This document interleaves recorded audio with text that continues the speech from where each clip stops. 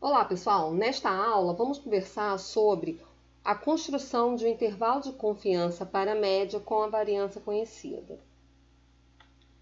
Na aula anterior, a gente abordou a questão da obtenção de uma estimativa pontual x barra baseada em uma amostra aleatória para fornecer uma estimativa do parâmetro média populacional μ. A estimação da média amostral x barra deve levar em consideração a distribuição amostral do estimador x barra, porque ela é uma quantidade aleatória. Na prática, entretanto, o costume é a obtenção de uma única amostra e, portanto, de um único valor de x barra, nossa estimativa pontual. A gente não pensa no conjunto de todas as médias possíveis, e sim daquela média que a gente observou, que a gente calculou na nossa amostra levantada, realizada, colhida. A construção de um intervalo de confiança vai incorporar a estimativa pontual da média de x barra, informações a respeito de sua variabilidade com base na sua distribuição amostral. Então, além de um valor pontual, será calculado um intervalo que inclui uma margem de erro a essa estimativa pontual. Teremos, então, uma quantificação aí desse erro, dessa diferença que pode ser identificada na nossa medida amostral, que está aqui exemplificado. Eu vou ter a minha média mais ou menos uma quantidade de erro. Pessoal, lembrando, que erro é esse? É o nosso erro amostral, a diferença entre parâmetro e estimativa, erro estimado.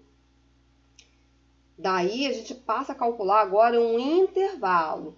O limite inferior do nosso intervalo será dado pelo valor da média menos esse erro, enquanto que o limite superior será calculado pela média mais esse erro.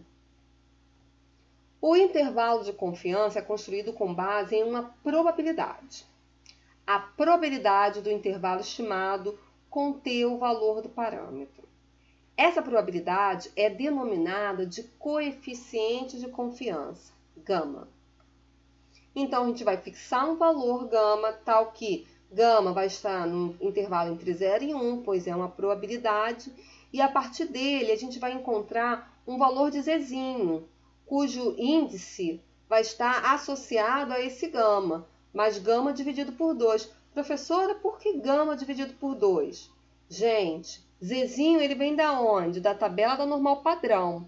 E a gente trabalha aqui com a tabela da normal padrão, da normal padrão, apenas com o lado positivo. Então, eu preciso dividir essa probabilidade por 2. É essa a razão aqui desse índice. Retomando, a gente vai calcular aqui, A gente vai ter uma probabilidade desse intervalo conter μ, que é igual a gama. Esse intervalo vai ser dado pela média amostral menos o produto entre z gama sobre 2 vezes sigma dividido por raiz de n, que é o desvio padrão de quem? Da distribuição amostral de x barra,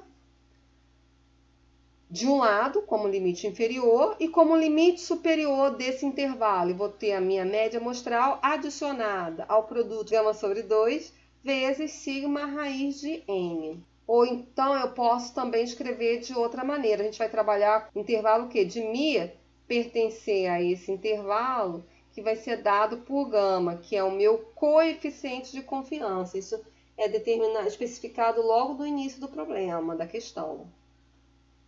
E mais uma vez, aqui eu tenho o meu limite inferior e aqui eu tenho o meu limite superior do intervalo.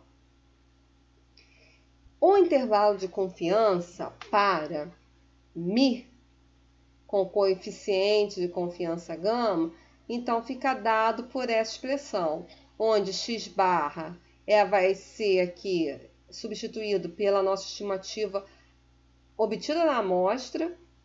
Esse gama ele tem que ser informado de início, que é o coeficiente de confiança, é uma probabilidade, Zzinho, gama sobre 2, é o valor da normal padrão associado com esse coeficiente gama estabelecido.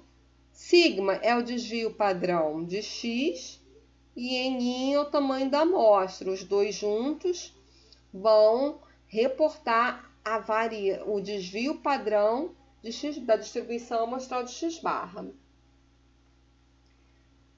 Nessa figura, a gente tem uma ilustração do comportamento aqui dos intervalos de confiança. O que ocorre? Eu vou ter o valor do parâmetro, identificado por esse eixo. O meu intervalo de confiança ele é calculado em função da média calculada na amostra. Então, eu posso observar médias que estão distantes do nosso parâmetro, né? Distante aqui está mais à esquerda ou à direita, e não no centro. Entretanto, o intervalo de confiança, ele consegue conter aqui o valor do parâmetro.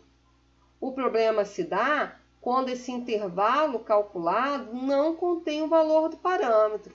Contudo, a probabilidade do intervalo não conter μ, ela é pequena. A gente vai trabalhar com valores de gama, de coeficientes de confiança bem elevados, acima de 90. E isso é o que ocorre na prática. Ninguém trabalha com coeficiente de confiança inferior a 90. Vamos ao exemplo. Uma máquina enche pacotes cujos pesos estão normalmente distribuídos com variância de 100. A máquina está programada para encher os pacotes com 500 gramas. Retirou-se uma amostra de 100 pacotes dessa produção, que forneceu uma média de 480. Construa um intervalo de confiança com coeficiente de confiança de 95% e responda se podemos concluir que a máquina está desregulada. Olha, pessoal, quando você vê uma média de 480, que é inferior aqui ao padrão estabelecido, você fala, não, ela está desregulada sim. Mas daí você precisa lembrar que você obteve uma amostra específica de 100. E se um colega seu vai lá e também calcula uma outra amostra, será que ele vai encontrar essa média de 480? Provavelmente não, né? Há uma variabilidade nos valores de média. Então, para você fornecer uma evidência mais robusta, com maior quantidade de informação, a gente vai calcular esse intervalo de confiança. E aqui o nosso coeficiente, ele foi especificado em 95%, bem elevado. Vamos à resolução do problema. Então, definir a x, que é a variável aleatória que representa o peso dos pacotes. Essa x, segundo o enunciado, está normalmente distribuída com média de 500 e variância de 100, portanto, seu desvio padrão é igual a 10. O tamanho da amostra selecionada foi igual a 100. E a média obtida desses 100 pacotes foi igual a 480. O coeficiente de confiança foi estabelecido em 95%. Quando eu venho para cá, para o problema, eu coloco 0,95, porque se trata de uma probabilidade. Então, sendo essa probabilidade gama, probabilidade de quê, pessoal? Do intervalo conter o valor do parâmetro, bem elevado, já estou botando essa confiança nele, eu vou pegar esse valor de gama, vou dividir por 2. Eu vou dividir por 2 por quê? Porque eu vou ter que ir lá consultar a tabela da normal padrão, para pegar o valor de Zzinho.